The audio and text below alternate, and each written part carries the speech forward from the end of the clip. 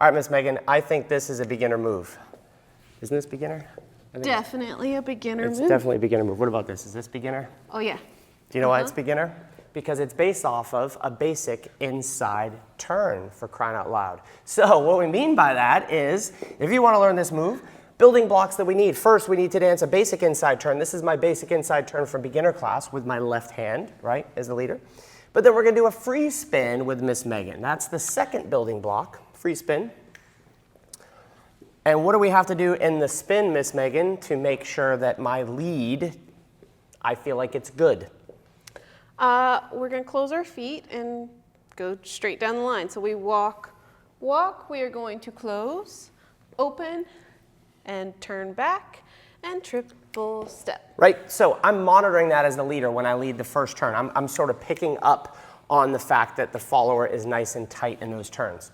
I can encourage that if we're working off this hand, because that's the one we're going to be using.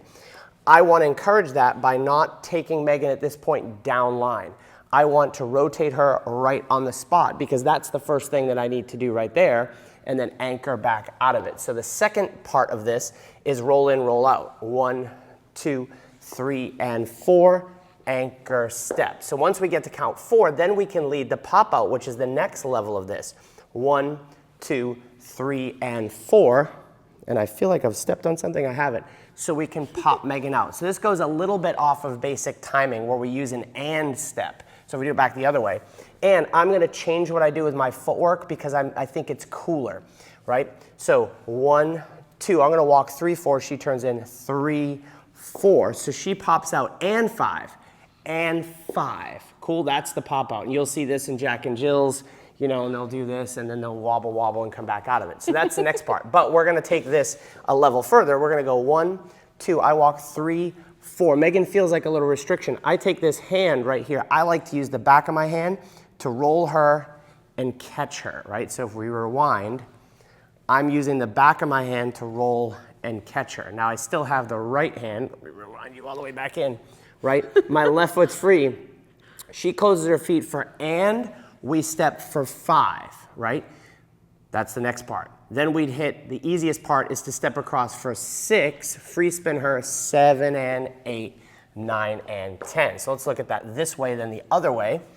So we have roll in, 1, 2, I walk 3, 4 and 5. I step across this slot 6, looking to the left for 6. When I put Megan on her 6, that's my right foot on the 6, here's what I don't want to do. I don't want to pull her with this hand and pull her on that foot. She needs to be prepped on that foot, just like if we did this. Walk with a prep. She's prepped for that turn, right? So she's popped back for and 5.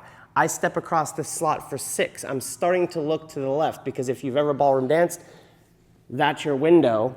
It's still your window. I want to encourage a triple step, anchor step. We'll do it from the other side, and I'll show you a cool thing I do with my hand to feed the follower across for that version. 1, 2, 3, 4, and 5, 6. I'm going to feed her to my right hand, and we can anchor it and end up in close. We're going to need that skill at the end. So one more time from this side. 1, 2, 3, and 4, and 5. Step across 6, 7, and 8, 9, and 10. We can feed her off to that handhold too. So there's another version. But then I keep stepping on something, and it is a piece of string from my pants. All right, so now we're going to step across, but I'm going to do a little telemark in the slot to get to the other side. It's pretty slick.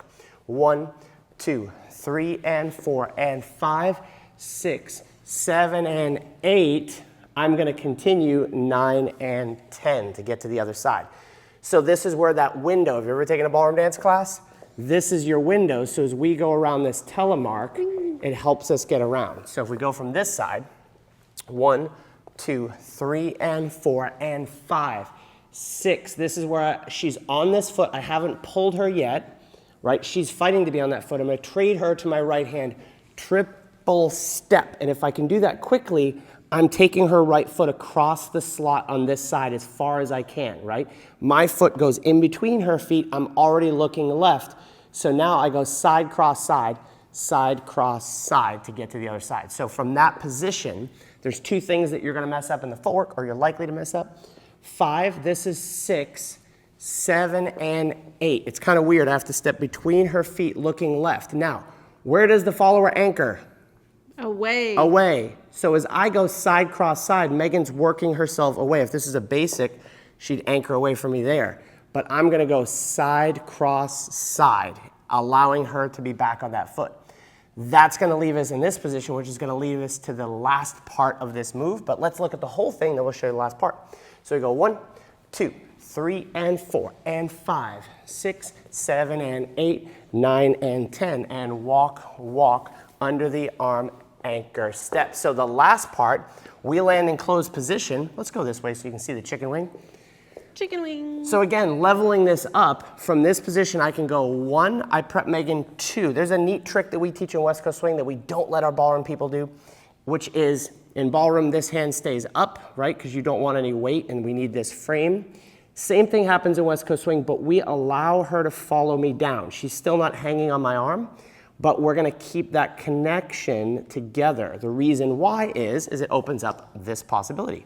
1, 2. She's prepped by chicken winging myself. She's come close to me. Now I can almost push off that arm and let her go through, anchor, step. Megan's fishing for the next part of that. So that's the next skill is can I just lead her in a free spin right there? Then finally, if I can, I worked myself out of the slot. As she goes over, I'm going to slide myself through and anchor step. Let's look at that once, and then Megan's going to give a tip to the followers. 1, 2, 3, and 4, 5, and 6. So baby steps, what's the tip to this hand? Followers, anytime this is going up and over and it's going over my head, I have a tendency to flip my hand around under their arm and make sure I protect my space, but it also helps me stay connected as well. Stay connected. So that looks like this. 1, 2, 3, and 4, 5, and 6. And we've got the hand as we come out.